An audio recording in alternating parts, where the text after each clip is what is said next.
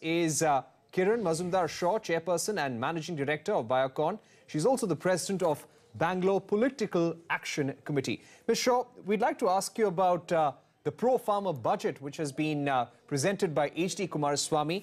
And there is a huge focus on farmers and the rural sector. In fact, 16% of the 2.13 lakh crore budget has been set aside for loan waivers. Well, I think, this is something that, Kumaraswamy, promised to the farmers the moment he became Chief Minister. And I think this loan waiver has become a nationwide issue. And I think every state government is looking at ways of addressing such demands from farmers. And I think, under the circumstances, I think Kumaraswamy has done well to basically contain this loan waiver as much as he could to 34,000 crores and restrict it to an upper limit of 2 lakhs. And he's also apparently crediting farmers who have paid back their loans with 25,000 rupees. So I think he has done a good balancing act of basically addressing farmer concerns, and also he has not ignored infrastructure development for Bangalore. So he has outlaid quite a large budget for the infrastructure needs of Bangalore city. So I think from that point of view, he has done well as a coalition chief minister. He has had to basically, balance a lot of don't you also feel that somewhere this is putting a strain? Somewhere, don't you feel that this is also putting a strain on the financial resources of the state? It will increase the fiscal deficit. And there has also been competition between these two coalition partners, the Congress and the JDS, on the issue of loan waivers. Siddaramaiah, for example, was against the Chief Minister, the new Chief Minister, presenting a budget. I think, we should set all that aside. Let's look at what this Chief Minister has done. I think basically he has, gone ahead with giving a loan waiver, but he has tried to basically compensate it with, the 4% hike in, cess on IMFL. He has increased, fuel and electricity tariffs. So I think he's tried to sort of make sure that he gets some compensation from some of these other areas. So, you win some, you lose some. I mean, the farmers are going to get their loans waived, but they're going to have to pay a little more for their fuel to run their tractors with, and pay a little more farmers don't pay power, so the rest of the, people have to contend with higher electricity charges. But I think that's the way he's balancing the books.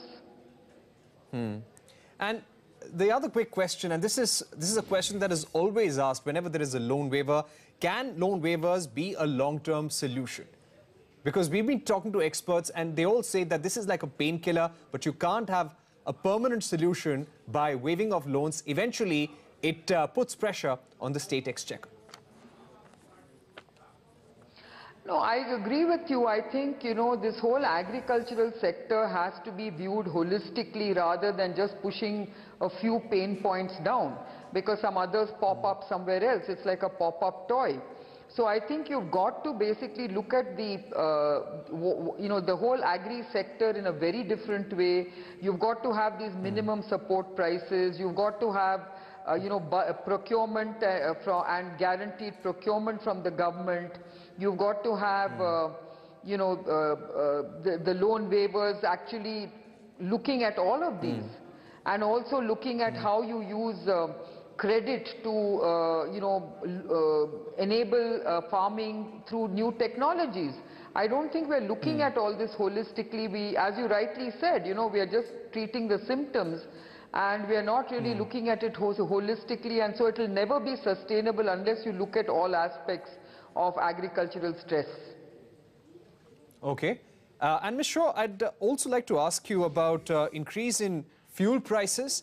Though the government says it is marginal, you've got the opposition complaining about it. The opposition is also talking about increase in power tariffs by 20 paise. What do you feel about this? Well, nobody wants a power hike. I mean, a price hike in anything, least of all in fuel and electricity. Actually, I'm not in favor of the power hike at all, because I think that is absolutely unacceptable in a state like Karnataka. To me, this is something which we need to push back on. But when it comes to the sort of the fuel hike, I think, Karnataka has a bit of wiggle room, because it is amongst the lower end of the spectrum when it comes to fuel prices and cess on fuel in terms of VAT. So I think from that point of view, I think Karnataka could play around a little bit, and it is still not amongst the highest. So I think from that point of view, I think increasing it by the amount it has, I think it can still be sustained. And do you think the industry would be satisfied with a budget like this, or do you feel that it's fallen short on expectations as far as the corporate sector is concerned?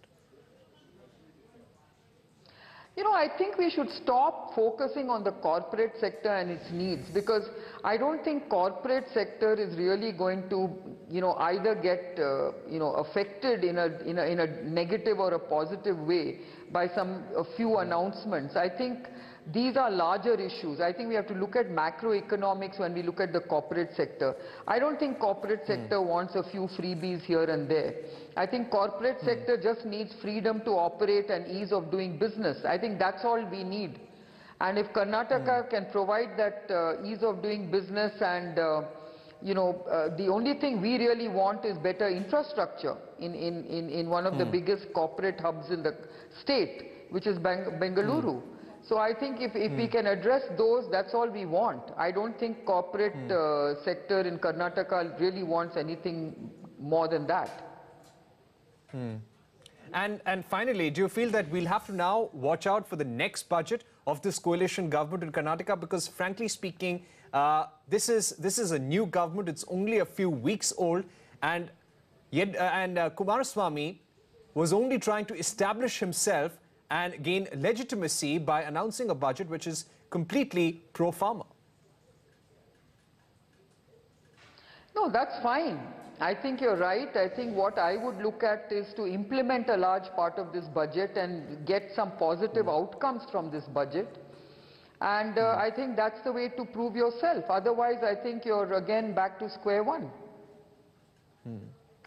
Right. Thank you very much, Kiran Mazumdar-Shaw, for joining us with that perspective. So Kiran Mazumdar-Shaw giving a thumbs up to the budget there. But of course, that point being made that loan waivers cannot be a long-term solution.